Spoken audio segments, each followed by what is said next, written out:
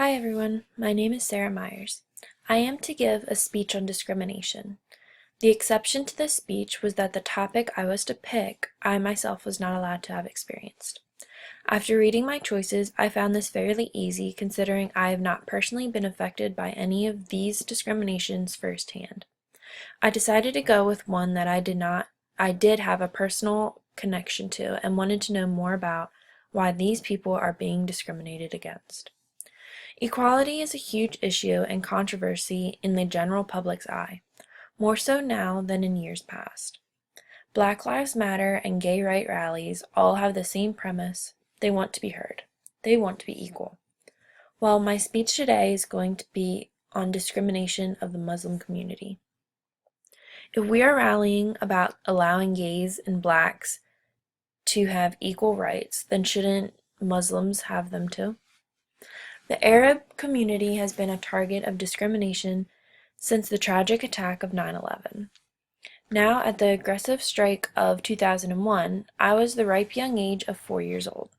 Although I don't remember much of it, I do remember my parents' fears. Fast forward 3 years, and I meet one of my best friends to this day, whose father is from Turkey and considers himself an active Muslim. Although tensions were high then, and occasionally still are now, Muslims have been treated differently ever since the attack. My friend's father has been looked at in disgust, shamefully, and in fear of, all because of his choice in religion. What happened to being the nation of freedom of religion? Nobody should have to go through life in fear because of the God they choose to worship. According to the American Journal of Public Health, in their article titled "The Association of Perceived Abuse and Discrimination After September 11, 2001, with Psychological Distress, Level of Happiness, and Health Status Among Arab Americans," Muslims have been targeted and negatively affected by discrimination. This article goes through a survey that was taken of those within the Muslim community residing in the Detroit area. Muslims from the community participated in a face-to-face survey conducted in 2003 about their treatment within the United States after the attack of 9/11. Results showed that the abuse and discrimination were factors in the increased psychological distress, the reduction of happiness, and worsened the overall health of Muslim individuals. Let me say that again. Muslims were reported with worsening health due to the abuse and discrimination of the general public 2 years after the 9/11 attacks. Why are we such monsters?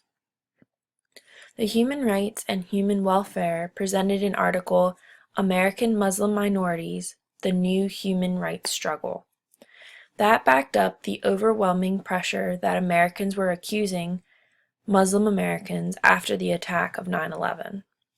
Economic and political opportunities, as well as social discrimination, were some of the major points this article focused on.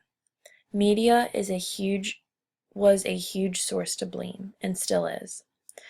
Misunderstandings of the Muslim culture and the religion calls for the media to bash their ways, creating a harmful look in the social eye. There is an uneasy relationship between America and Islam, and those who fit into both, the American Muslims, are suffering in all ways of discrimination.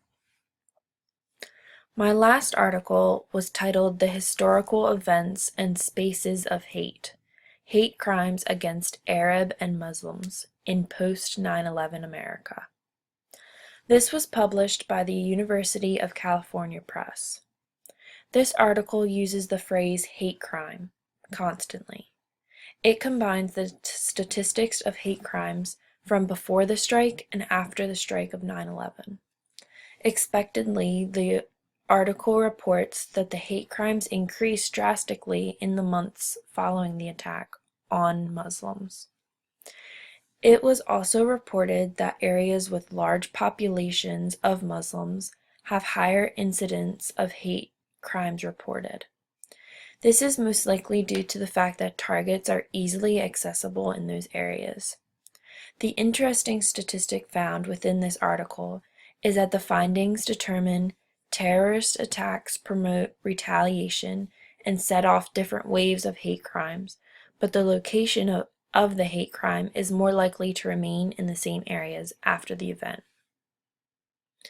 Muslim Americans are Americans.